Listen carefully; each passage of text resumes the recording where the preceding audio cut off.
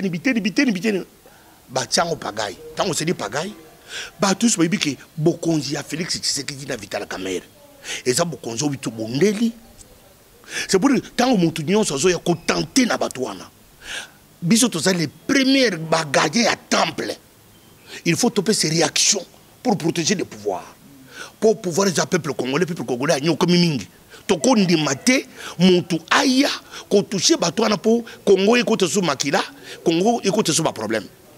Mais on est la première réaction est chaude. Mais tant que on a écouté na ba concerne, j'ai fait une démarche ya bana ndambe. Si ma yakanda nanga. Oui. Na zongi mutu. Na ke koluka ba concerne. Ba betinga histoire ya prophétie. Professeur déjà makambo bandi depuis 2012. Et il y a une étape nango tito komi na prophétie à la veille il y a le 24.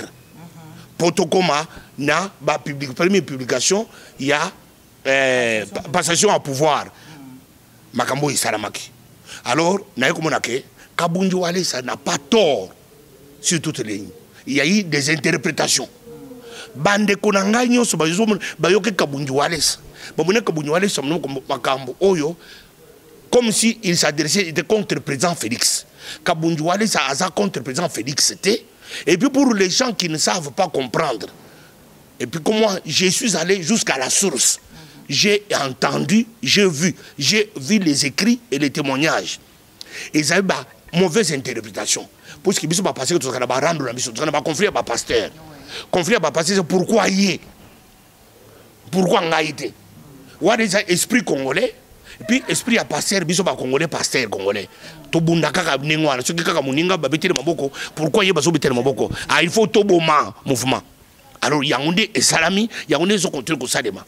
Mais en général, comme on doit aller ça a Jésus, comme on doit aller ça a Dieu était, comme on doit aller ça a Moutou, on y a utiliser. Que faut-il faire, monsieur le prophète? Les sages doivent se taire. Tous la surveiller l'accomplissement, tout l'accomplissement. Mais avantage, c'est ça la prophétie des années. La Bible dit, tout ce qui est révélé est condamné. Le col la makamouana, c'est déjà révélé, et bimi. Et ça déjà condamné et quoi atteindre le président Félix Tshisekedi. Mais bandeko tout dit que ça la Kabundu Wale ça comme un ennemi. Oyo comme si akede kutana Satana a fait ses plans. Oyo ya ningi ko sala ya ile ko le Satana te azande ko loyo azande ko nanga. Soki to saki na kanda parce que to ningi ba tenter de vie ya mukonzi ya mboka te. Mais Kabundu Wale ça azali musala nzambe, azali bar na ya musala nzambe, biso basala nzambe to ko examiner, ko interpréter yango pour te basala nzambe basa toujours na leur valeur na Congo puisque mboka na biso yo basala nzambe basala valeur te. Yango so bona soki musala nzambe alubi kambo bato muso bakoti rando puisque conflit zalaka. Mais en général, je les ai écoutés. Alors, prophétie, on est déjà condamné, na source nango.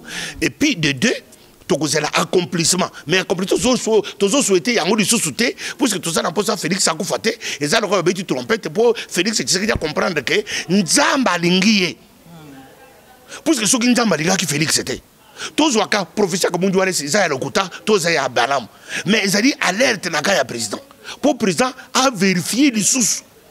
Intimité n'est pas Nzamba. Place il y a tout cas qui trouve. Place ni nzamba sa ko reprocher et loko dini président sali pour porte yake baba na kokanisi liwa efungwama président zonga kati na ye amitara tango vana ka ye muku mutu asate na 3h du matin loko la sa mutu travailler mingi na butu atali vie na ye amitale amituni question et que ça la bien et ça ko babiti que le trompette tous les kaka prophétie ba loka ka teke Félix Tshisekedi a ça 40 ans ba tobita ka maboko te tous ça la peut to nyompe ba prophétie yake so qui y peut retour ba bisi biso trompette que liwa 1 Félix a compris na zamutu na kokufa il faut comprendre que Félix a zamutu a kokufa mais azala na ange ba tous bazo beta maboko bazo ame baza ba faux conseiller ba vrai conseiller baza ba tubo ba krepe na sens contraire pour comme na ki pe na tango ya ba prophète Michel à ce qui est moko à ce qui contre tous les autres prophètes malgré toutes les prophéties contre les rois. Alors, Batunyoso, na biso batuski na kanda Kabundu Wale ça, bande konga na kenike na source, na kutani na ba reconcerné, mais tozala na makambo ya bokebi tozala presete pour na kopesa kanda ko envenimer ko transformer makanisi ya nzambe to komisa ngolo ko makanisi na batu pour to ko pe batongo bako Kabundu Wale ça pesi prophétie. Et ngolo bateka kufa. Kabunjuale ça lui que nzamba lobi. Et donc le Kabunjuale ça kufa. Tobumaye, c'est une perte pour le Congo, c'est une perte pour la République démocratique du Congo et surtout pour le corps de Christ. Aza musala nzambe. Bande konangai parce que na kanda na Kabunjuale ça, bon comprendre Kabunjuale ça musala nzambe, nzamba lobelaki. To comprendre que prophétie et ça qui concernant le président Tshisekedi, président Tshisekedi c'est lui qui doit attester ou ne pas attester. Mais le coup la prophétie ça qu'on a qui liwa, to dingi liwa ya président Tshisekedi té, to ça qu'on sait que la président Tshisekedi place son sazali.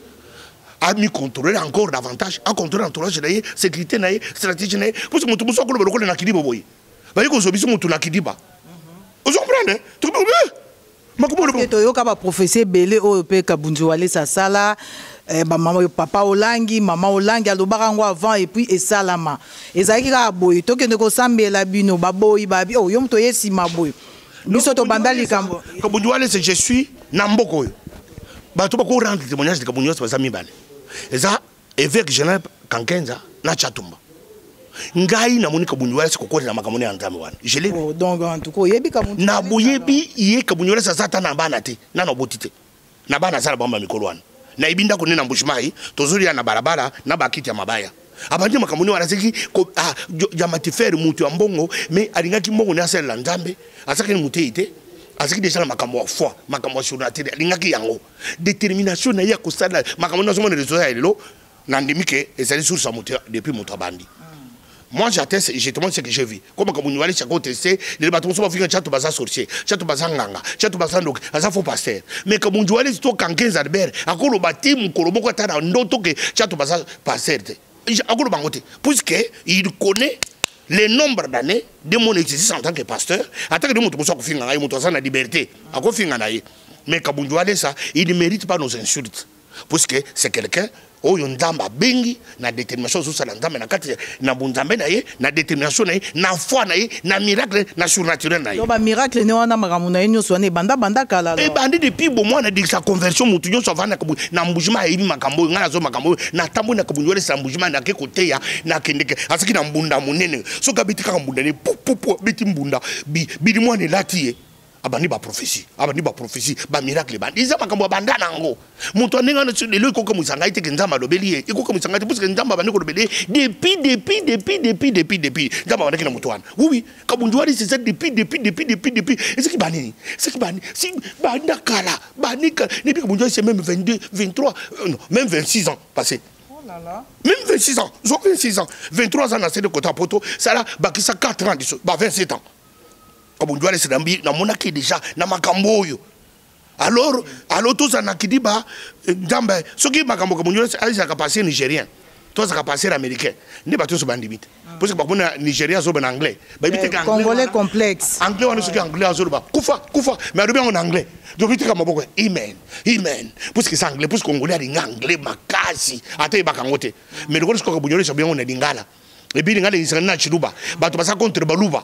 Ils sont toli ayekaka. Alors, bande ko to sana kandate to za presete to be ko examiner makamunyoso. Kabunjuale sa zamutu mais nzamba poniye.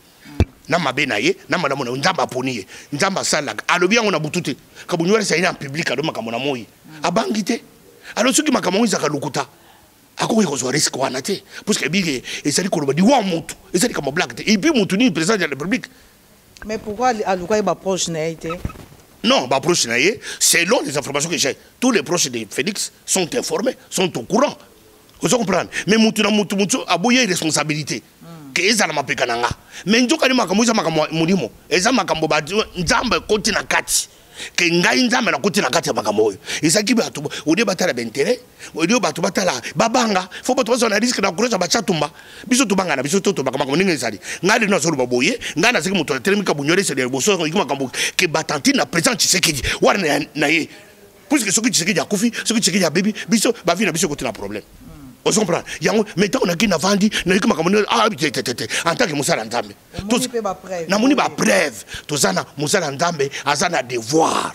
Il y a que ce qui a kendiki bien te, azu courage à kozonga, il y a comme non place on a kendiki bien te. C'est ça, servir Dieu. Servir Dieu, c'est que tu persistes dans le mal, tu sais que tu es dans la faute, tu persistes. Bah ça Nzambe à Congo, bah il faut qu'on pardon te. Bah il faut qu'on que excuse-moi, bah il faut qu'on désolé. Et ça tout comme Dieu a dit, Non, aux Nzambe te. basala nzamba Congo basala banzambe banana kana nzambe basala ba faute basala ba tubela te basala place basenga pardon te basala place basala ka babete c'est ça la faute osomona ngana bete ka mundu walesa na betier pour ce que ngacha to na sa système oyo na beta ka défaut pour na ba vrai osomona ngana sala ngana ko beta défaut pour avoir les vrais tant on a bêti les faux pour na que vous vrai vrai que ka mundu walesa ko faté bande ko basaka odinga liwa ka mundu walesa akufate mutu tous na poso mutu comprendre parce que prophétie et ça surnaturel ba comprendre kana cerveau te et puis prophétie c'est l'unique domaine biblique où Dieu a autorisé aux chrétiens d'accepter et de refuser.